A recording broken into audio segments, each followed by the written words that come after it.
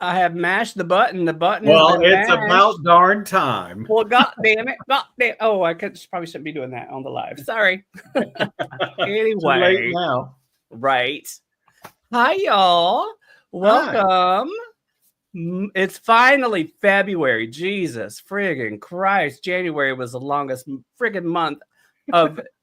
January was like a year long. It's freaking insane. True. And you swam through the whole month. So, I mean, you were not in the desert, honey. You were in the ocean swimming. That's exactly right.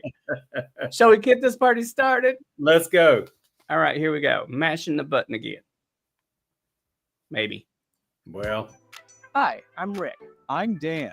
I'm George. I'm Jake. And we are Queer Magnolias, the podcast. In each episode, We're going to talk about everything from growing up queer in the South to the issues affecting our community today, with a little bit of fabulous sprinkled in along the way, Join us for an all-you-can-eat buffet of queer joy, mixed in with the occasional bitch fest, but always served with the spiciest tea. Well. Well, hello, everyone. George isn't here tonight because he's in North Carolina celebrating his birthday, which is actually today. Happy birthday, George. Happy birthday, George. We do have a special old are guest. you? Huh? The bitch is old, honey. But But we we do have have a a- special guest this week. We have a Tinder replacement. Tinder. Exactly. Tinder being the direct word there. And this MFer has been texting me for the last 4 minutes. It's like, can you just put me on stage already? Put me on stage already. Why am I sitting in the green room? I don't want to be in the green room. So fine, we're going to bring him to the stage. Hi, Aaron Wallace. Hello. Hi. Yeah, I wouldn't mind the green room if it was actually pink. Well, That's a great point. We should make the green room pink. Paint, but so we were trying to make you like a mushroom in the dark and shadow often. thanks, Dan. Okay. Right? Useless Yeah. trivia, hon. That's where you I think get that your might be some mushroom. merch in our future that we should. Are you a mushroom? Buy this T-shirt. Mm-mm-mm. I am all about selling merch. I know. Let's see your T-shirt. My T-shirt is Bible Belt Heathen, and I I know love one that's of the right. great things about this shirt is it's from a local shop in Little Rock called ARTs, and they sell a lot of different shirts like this. Like there's one that's Slut for Small Business. Oh, I kind of love. You have to send me that. I need that shirt. They, All right, they we'll talk afterwards. We'll talk they have afterwards. a website, and I'll send that to you. But yes, they have and they're always comfortable, and I'm always promoting them because they also have a one. It's in the shape of Arkansas, and it says "Drag belongs here" with like little drag queens down below in that. It's so cute. Yes, I love Actually, that. And it makes you look so svelte. I love it. So. I know 30 pounds.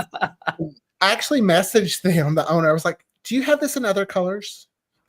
I want to wear this shirt everywhere because I know it will piss people off." That's I right. love it. You And I'm need in a pink one. You need a pink one for sure. So I forgot to ask you, Aaron, for a little bio to kind of introduce you and set you up. So, we do everything last minute around here.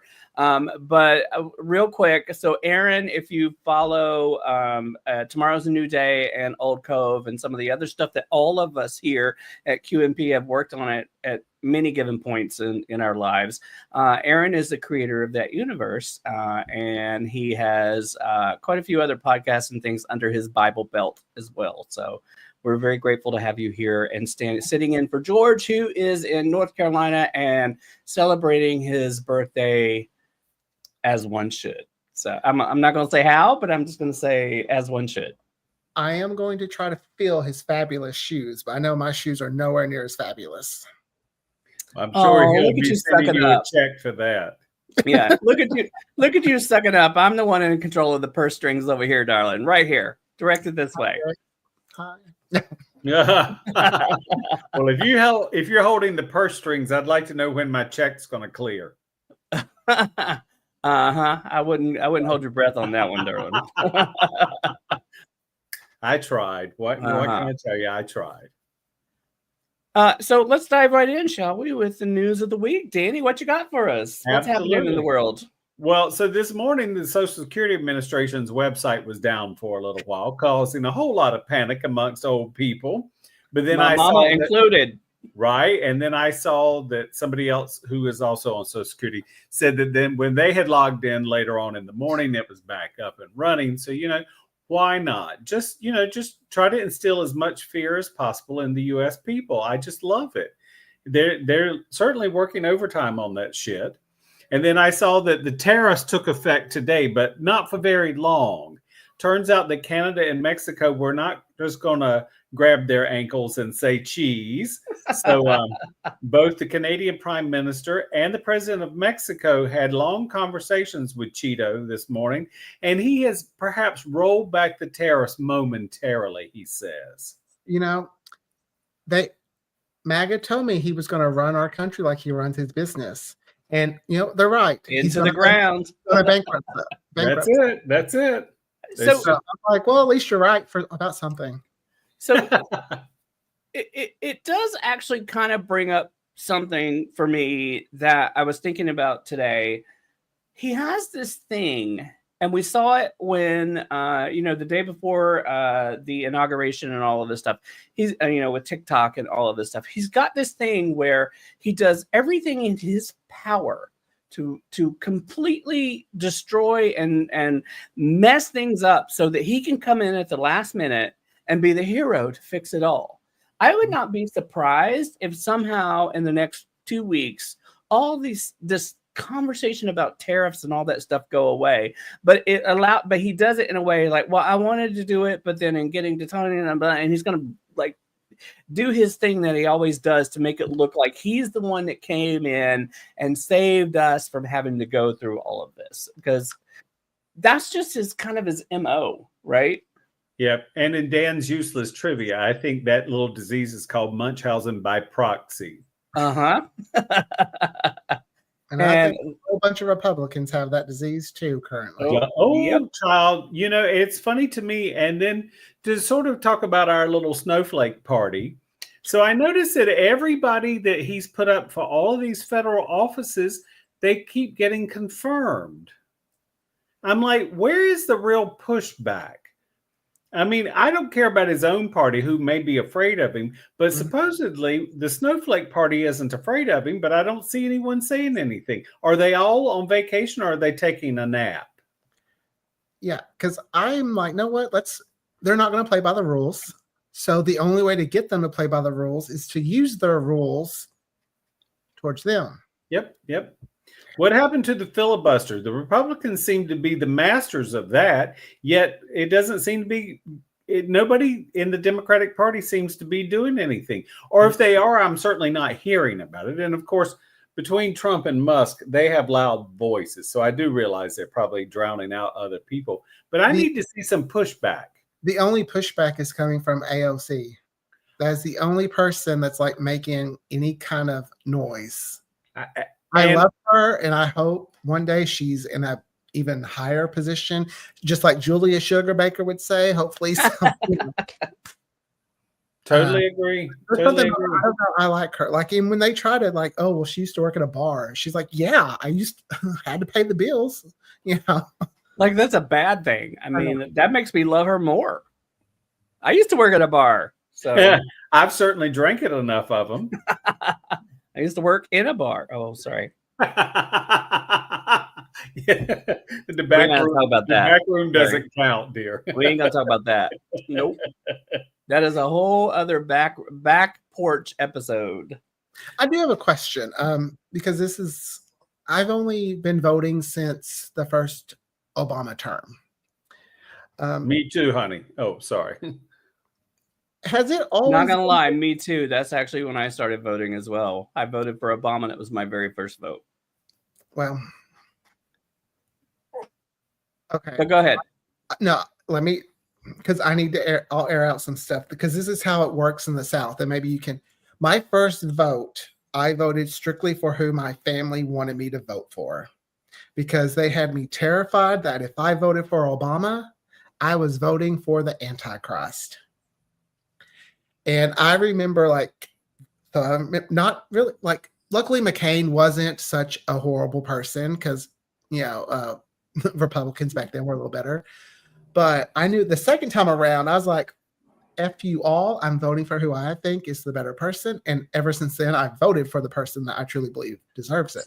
So can I ask you a question? How old were you? I know you were at least 18, but were you 18 when that happened, or how old were you? That was 2008, right? Yeah. Yes. Yeah. I was 21. Okay. And it was your first vote? It was my first time being able to actually vote because I turned 18. Were you out? No. All right. And I was scared, You had not found your feet. You were still in the closet. You were still being controlled by the people and the voices in your life. Got it. And they're still trying to control me. They get pushback. Good boy. I have these little cousins who they're voting against they voted for Trump and everything with their lives, he could take it all away. Yet they still voted for him. Department of Education, one of them's about to have a baby. It blows my mind. I was like, oh, that was me. So I give them a little grace, but I don't give their mama any grace because she's 40 and she still listens to what her mama says. I think you've sort of hit upon a big thing, and I don't think it's only in the South, Aaron. I think that familial pressure is how a lot of people vote.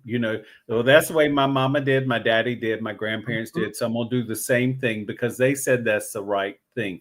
They said that the Democrats XYZ, they said the Republicans ABC, and so they go along with it. And I think that one of the things that I think the Democrats really believed for this past election was that people were going to get in the booth and do the right thing.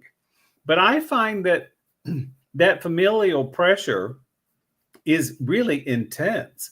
And so I think a lot of people got in the booth and did just what they've always done or what somebody else told them they should do. Well, I have another cousin who I didn't go to Thanksgiving this year because I said, no, what now?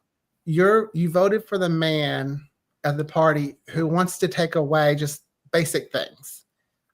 I understand you're pro-life. That's fine. We can disagree there. We can't disagree if someone has a right for something. And when I didn't show up, it's like, oh, why didn't you come? Oh, we missed you. And then it was like, it really doesn't matter how we vote. We live in a red state. And as I said with John, I'm like, yeah, we live in a red state because you all vote the same way. Oh, red. Yeah, and I want to draft up what Danny was saying a little bit, and what you both have been saying actually a little bit. In that, I have grown up with people who have quoted to me, "I'm a seventh generation Republican and conservative and blah blah blah and all of this stuff, and I'm proud of my Republican Party." And I have found myself saying in the last couple of years, your Republican Party is not the same as it was 10 years ago. It has changed.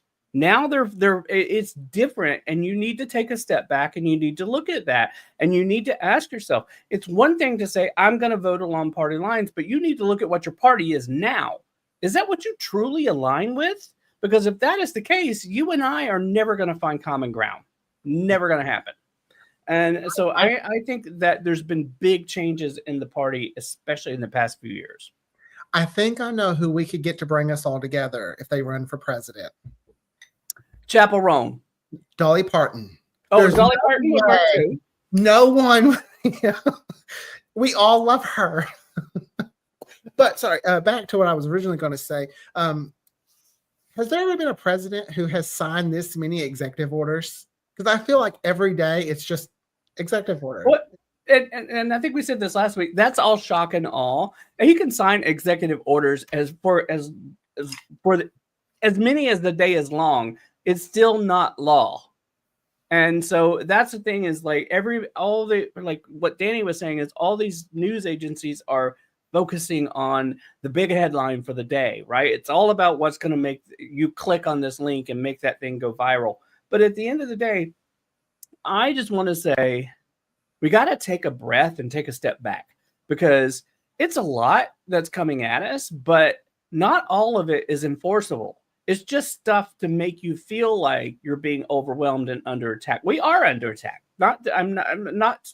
I don't mean to minimize that. We are under attack, but you need to see it for what it is and try to not react to every single thing that comes your way.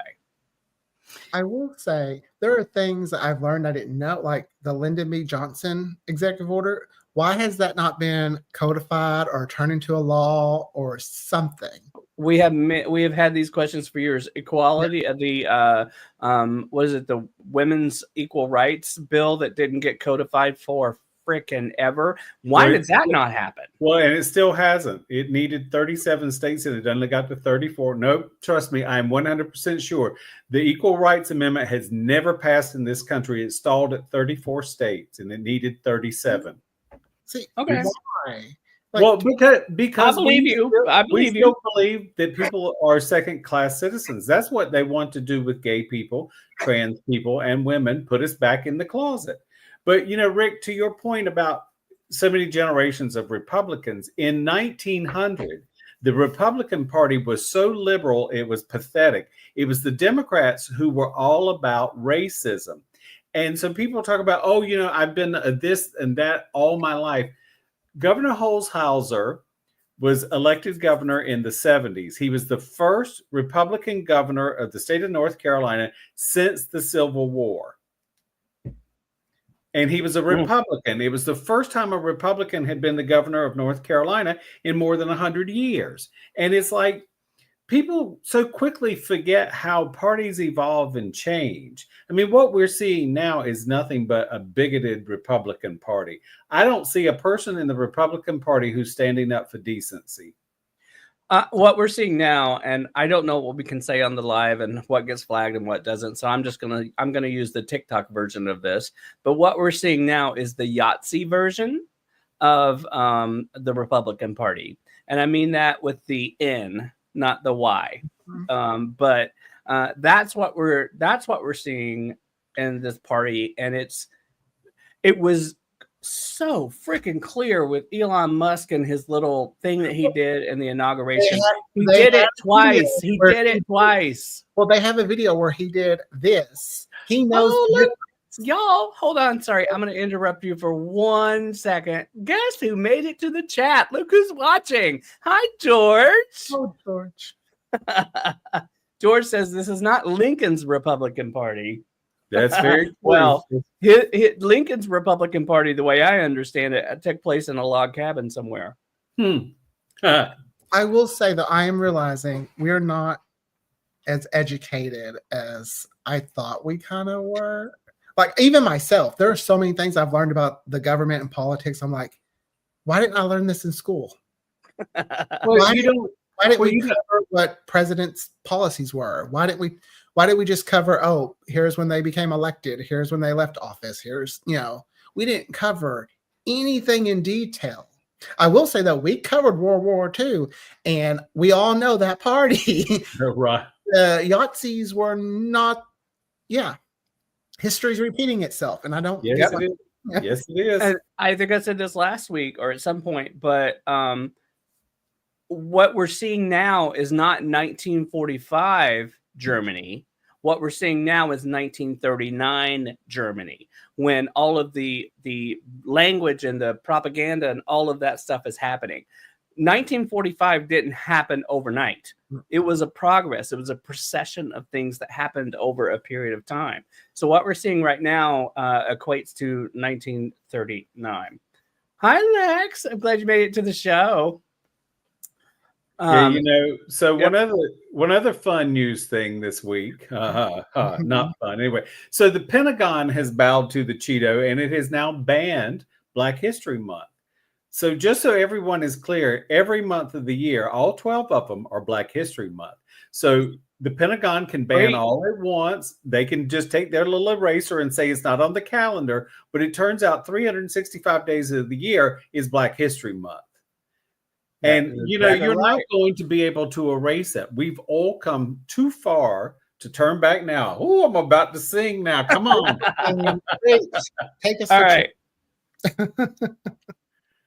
And Lex says that's stuff that they never teach us, but they keep teaching us all about the Civil War. And you're not wrong. You're absolutely right. That it is a very selective course of education for those of us. It's shameful. The one thing I remember most about 5th grade is learning about the Civil War, and we didn't do a reenactment, but they gave us people through history to be, and we had to say who they were and things like that. And the person I always remember being drawn to the most was Harriet Tubman. I don't know what it was about her, but I think because she fought back, and it was nice to see someone standing up for people. Because even in 5th grade, I got picked on, so I knew it was like, you recognize that, right? So you lean into it. So I was like, I didn't want to be any of these other historical figures reading about their past. I was like, can we learn about her parents, like how she so. That's right. That's right. And I want to show this real quick. Sorry. I'm going to show this. Lex says they will never erase Black History Month. 1,000% agree. 1,000%. Same with trans people. They are not. That's it. We're not going back. That is so true. We're not going back. So that said, in the interest of keeping things moving right along, sorry, I know this is a very heated topic, but I want to move on to the next topic. And so that's where our guest host for this week, Aaron, comes in. And we want to talk a little bit about things that, like, all this stuff gets us fired up. It gets us angry. We want to fight back and like throw the phone across the room and all of this stuff. I think it's also super important to always kind of talk about how do we protect ourselves from the onslaught of information. All of this stuff is coming at us 24/7, and it's by design. It's on purpose. And so Aaron, as for the mental wellness check-in point of the show, take us a little bit through that. Well, I'll just share some things I've been doing, and I'm guilty. I'm addicted to social media. That is just, it's also my job, my day job. So I'm constantly on social media, no matter what I do. Like Rick has been always texting me, I'm getting rid of Facebook. I'm like, I can't. Because I am an admin on too many pages. So I'm there. But limit how much you consume is something I've been trying to do. Or if I even see that orange man come up, I just go, whoop, I go really, really fast. I will scan headlines just to but if it triggers me too much, I'm like, maybe we should talk about that though. I think it's important to scan the headlines and get the information out of it without dwelling in it too much, because I think it's important to have the information. You need to know what's going on in the world. But you don't need to get mired down in all the gory details. And y'all know how much I love me some TikTok. And you don't. He's fooling the public. I set my alarm for 4:30 in the morning so I can get up and spend an hour on TikTok before I have to get out of bed. So it's the TikTok channel for me. Yourself, just delete the app because you can't re-download it. So I don't have to worry about TikTok because I can't get to it. Yeah, because I reinstalled Tumblr. Tumblr's trying to make a comeback. Oh my gosh, Tumblr's trying to make a comeback. But I was going to say, for TikTok, for me, like one of the things, like I get a lot of information from TikTok, but I try to always be mindful of, am I getting sucked into somebody's like content that is it making me feel angry? And the moment I'm like, oh, I'm feeling angry, I've trained myself to move on from it. See, and I think this is why we're having a TikTok issues, because the videos I was getting, I guess my algorithm, or however you say it, algorithm. Okay, thank you, Rick. Or I was getting the ones with the people who wanted to fight back, who are just like, and they were giving me. I was like, all right, let's go fight. Let's fight. Come on, let's do it. All right. Hi, Steven. I'm gonna share this comment right here. The day does not start until there's a TikTok from me. I do have my groups that I will send. If you want to be in the group, message me. I'll add you to my 4:30 TikTok. I suggest y'all don't. I woke up to 27 text messages this morning. 27. That was not me. That's why I was. Well, you were 14 of them, I think. I was not. I was one out of all 27, and I was Well, like, "Are y'all okay?" Right. 'Cause, yeah. That's usually what we say about you. We among our other text messages. Oh Lord, did you see him this morning? What's funny about my TikTok journey is I've been doing a lot of self-care after like around November when I thought he might win. I started eating better, getting rid of sodas, like watching the processed food, exercising because I was like, you know what? I don't have to be the fastest runner. I just got to outrun those MAGA people. And, you know, we see what they're like. So we're pretty good. That sounds mean, but no, what You can still run a 20-minute mile and be okay. Yeah. I know that sounds mean, but y'all voted for someone horrible. So you know what? You deserve to have a little meanness. There you go. Back. Tell it. I used to be really nice. 20, not anymore. Well, there's only so much we humans can take. To be Was that honest, before we met?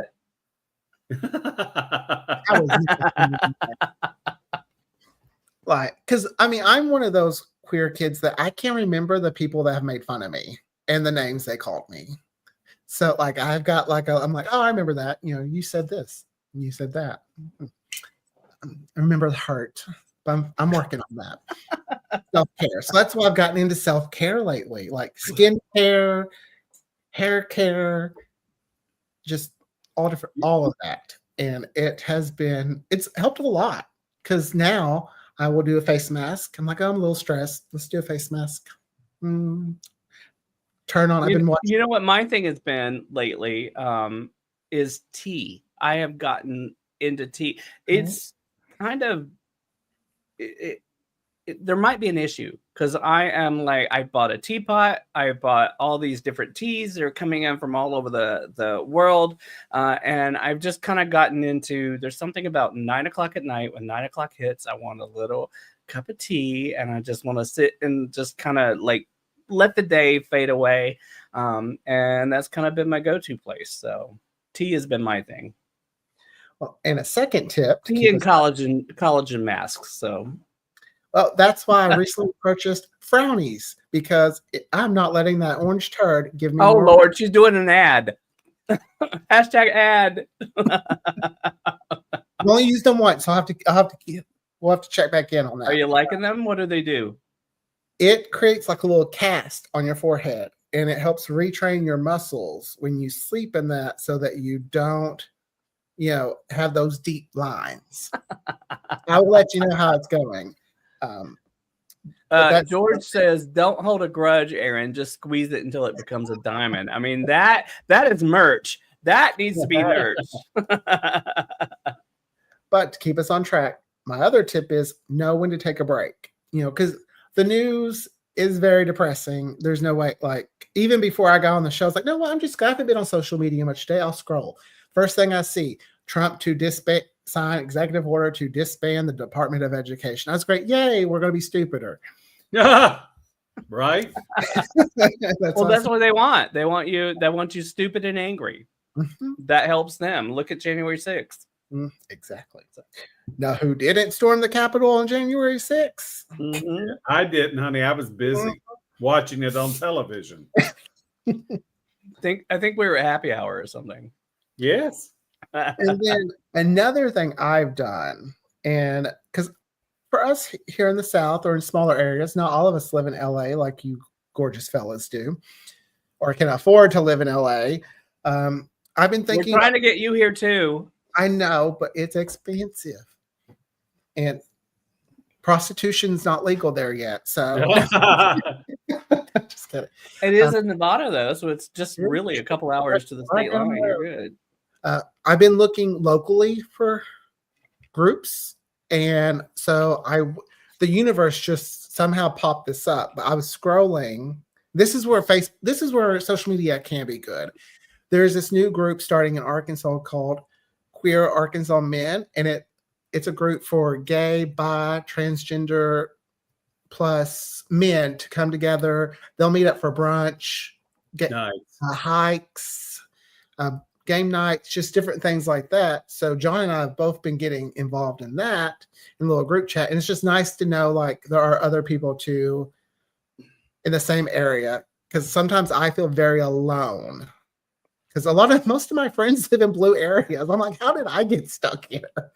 Well, that's why I said we're trying to get you to California, but I think that's great. I think it like we talked about, I think a little bit last week. I think it's important to find your community and to find your tribe. And if there's not one, start it, create it. Yeah. Because there's That's it, probably, yeah. if you're a lesbian, a trans woman, there are other people looking for a community as well. So, start it. That's exactly what we need to take this awful time that's happening and turn it into a positive. And sometimes I think that's what's going to happen is all this bad stuff has to happen for us to come out on the other side and things be a little bit better. So, something that I don't know what it was you said that reminded me of the TV show Pose. Oh, yes. So, if you really look back at the TV show Pose, that was a really, really, really difficult time for queers living in New York. Mhm. And I mean, they made a community by doing different things, some good, some illegal, what have you. But they made a difference in their own lives by banding together and forming a community. Community is so important because there are so many times we all feel alone. I mean, Rick and I do live here in Los Angeles, but there's some days you really feel like you're out in the wilderness by yourself, no matter where you are. I think we're much more fortunate that we have a larger net that we can cast. I don't want to downplay that. But there are just days where, we desperately need community. And if you can't find your community, as Aaron said, start one. Make a difference. That's kind of what Rick and I did with trying to help fellow queer podcasters get a start, help guide you into creating a voice that you can amplify. oh, she's doing hashtag ad again. Here she goes. Look at her. She's always selling. Always be clothing, honey. I'm like RuPaul, I love You it. didn't get to be, available wherever you stream. honey, RuPaul didn't get to be rich by being a wallflower. Mm-mm. Lex says, I remember watching Pose as well. Oh my God. Pose was what a groundbreaking freaking show that was, for sure. We should get him on the show. I wonder if we can get the creator of that on the show, because I would love to talk to him. I would love to pick his brain a little bit, because it's just so good and real and honest, and I loved everything about it. And I loved all the characters. That's what made it so good, is it was real trans people who have lived that experience sharing their story. Mhm. Absolutely. We need to have another run at Pose sometime. I think we should. watch. Maybe we should do a watch back for QMP. Can I share some TV good news? Yes. Oh no, you cannot. It's part of my update. Do not. Shut up. Stop talking. I know what it is. Do not steal my thunder. I'm gonna send you the green room. Steal it. Nope. Steal Nope. I know what you're doing. Don't. She's mine. Nope. But you know what? That makes a nice segue. We can segue right on over to me. She's been on my birthday cake I twice. don't care. You're not ruining this. This is I'm gonna take mine. both of y'all I've held it all day. I've I'm gonna held take it all both of day, you damn it. So we'll segue over onto mine, and mine is my little glow up that I like to do at the end of every episode. And I guess we can say, let's go to the front porch so we can share this little news, shall we? And I was trying to go for it. Do it. You can do that. Bam. Yeah. I have to figure out that sound effect one of really these great days. job updating it. I But love the decor. you like the front porch? It works, right? It works. So, in the big queer news of the day, Sarah Michelle Gellar has agreed to return in a reboot of Buffy the Vampire Slayer, and I have been about it all day. And Aaron almost stole my thunder, but I saw you coming, mother. MFR. when they tweeted, when they shared that, I was like, "Know what, Hulu? I forgive you for the price hike. We're gonna say the price hike was for Sarah Michelle Gellar, and I'm okay with that." Because Mother was like, "Know what? The world needs me. There's only one chosen one." Here's what's amazing about that is that for years after Buffy the Vampire Slayer, Sarah Michelle Gellar has said, I won't go back. I'm not doing it. I'm never going to, it's done. It's already in the past. And just in the past, not even the past year, because she signed on to do Dexter, and she's doing a special guest star role on Dexter, the New Blood or Original Blood or whatever that is. She just realized, she's like, maybe this could be done in a way that works creatively and it doesn't feel reductive. And so she has agreed to come back. And it sounds like today that they are very close to solidifying that deal. So I can't help but wonder if maybe part of it, since the news came out about what happened behind the scenes, and maybe a certain someone won't be involved, if maybe that. He's definitely out. He is not part of the deal. He is 100% not part of the That's deal. why she was like, okay, this can be an environment. Because when she was on that Wolf show, I don't remember. Teen Wolf. Yeah. Yes. Well, the spinoff of that. The spinoff of that, but yes. She talked about how she was trying to be someone who watched over the, like the younger generation, kind of like not letting the same things happen. So I'm all for it. I'm looking, and I can't wait. She's going to make a great watcher. Well, is she going to be a watcher? I think she's going to be. I think she's going to be a Slayer in training kind of op, because if you think about where the show ended, they actually stopped the one girl in all the world, and they brought all the girls. Like Willow changed it so that all the girls, all the potentials, could actually become the Slayer at one time. So I think she's going to become the Slayer in training person, that the Giles, but of the I'm going to teach you how to actually be a Slayer. Part of it. I just hope we get back some original characters too, and they're coming back. It's been. It's so woke. It drives them crazy, because Megyn Kelly talked about Little House on the Prairie getting I hope it's not all woke. And I love that Melissa Gilbert. I've never watched Little House on the Prairie, but she came in there and it's like, girl, we originally, we always been woke. So we are the original woke. Yes, we are the OG woke. That comment from Melissa, I was like, no, what? Maybe I'll watch Little House on the Prairie.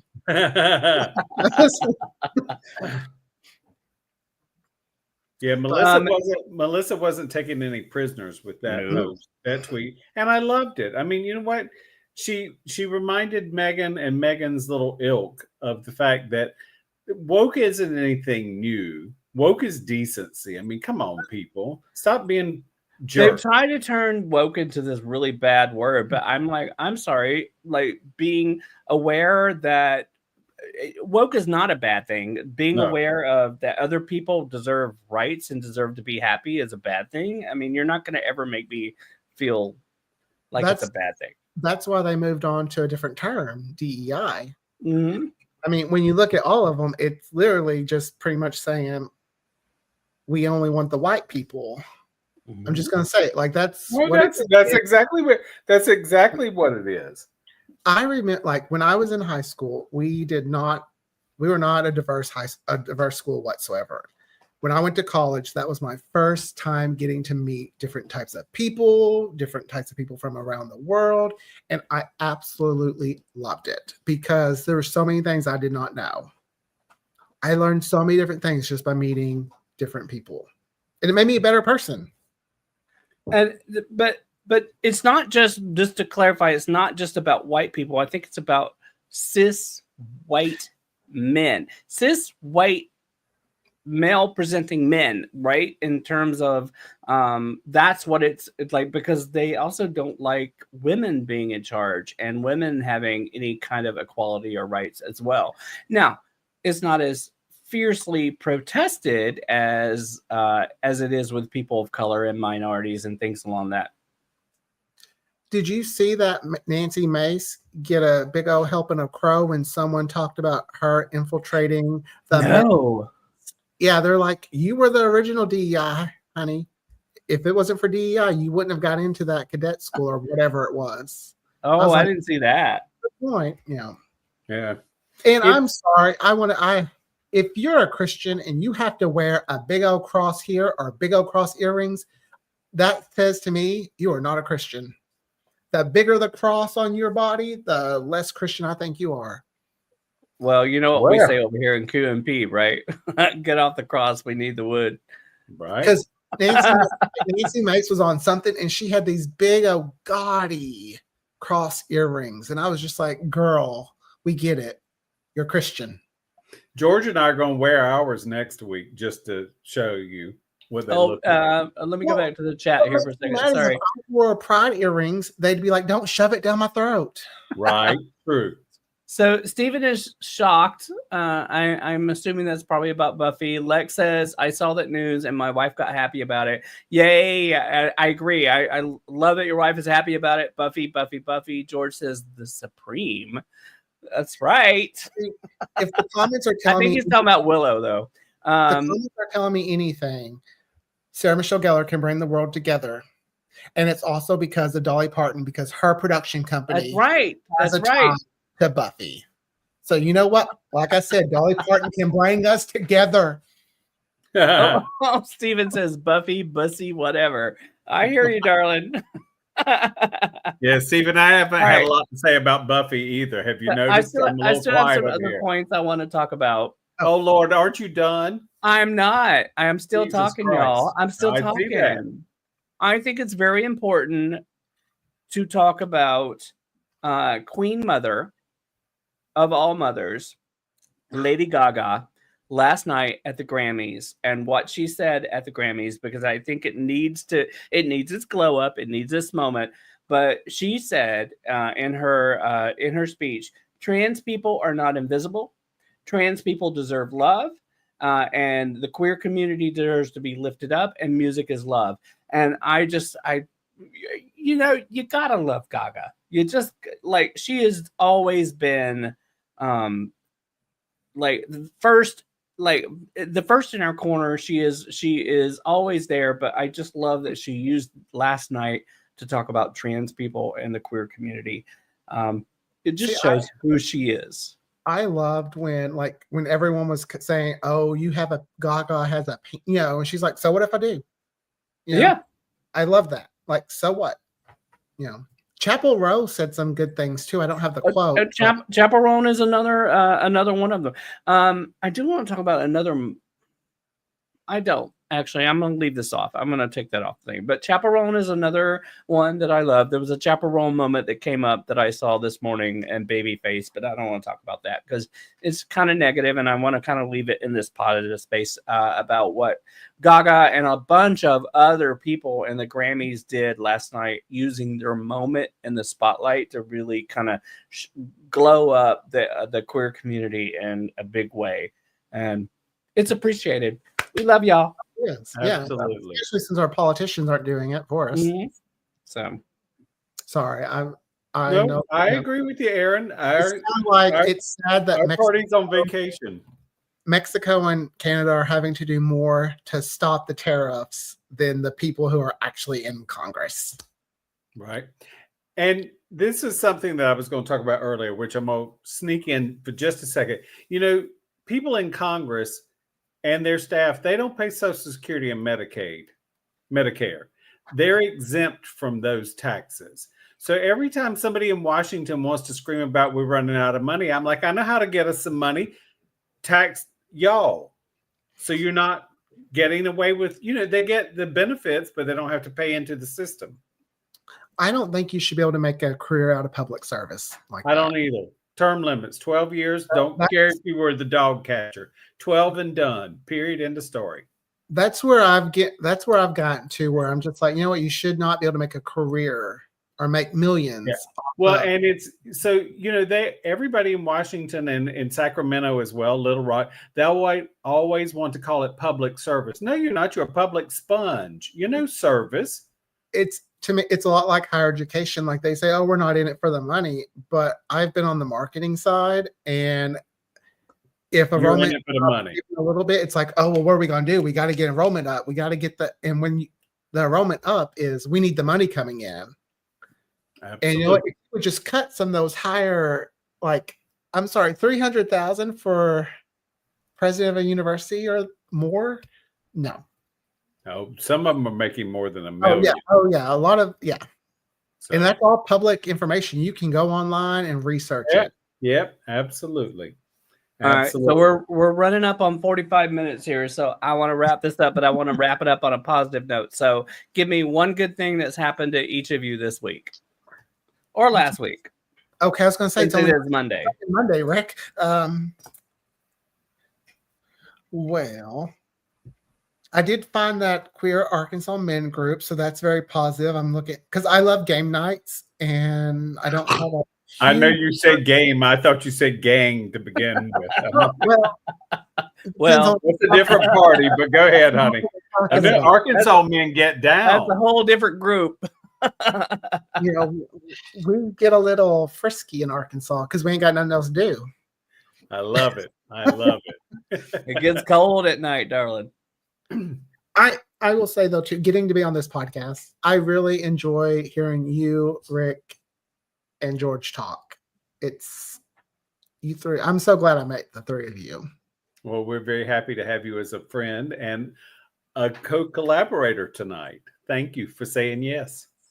Oh, I'll say yes to anything you'll ask me. Just ask Rick. I need a graphic for tonight. Okay. Done and done. Dan, one good thing that's happened this past week. Well, my MAC cosmetics worked out really nicely. My eyebrows don't have white in it, so I'm very happy about that. That girl.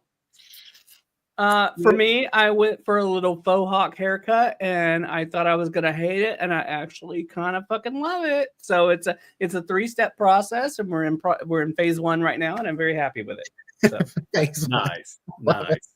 We'll get you some bugle beads to put in there next I week. can't wait. Can't wait. I love So- it. Wonderful. Thank you guys for joining Gang us. We had nights. such a good Lex is time, like gang right? night. Yes. Right? Yeah, Hashtag we gang want nights. pictures from gang night. That's hilarious. Are you? How close to Little Rock are you, Aaron? Like 20 minutes away. I'm Okay, pretty close. got you. Yeah, luckily someone had posted a map too of like showing where the little blue areas were. And John and I had talked about moving closer to his job, but then I saw that map. I was like, John, we're kind of in a blue bubble. We ain't moving. Right? Moving to a red bubble. Mm-mm. Love it. All right, y'all. We'll see you next week on Queer Magnolias. All right. right. See Talk to ya. y'all later. Be Bye. well, everyone.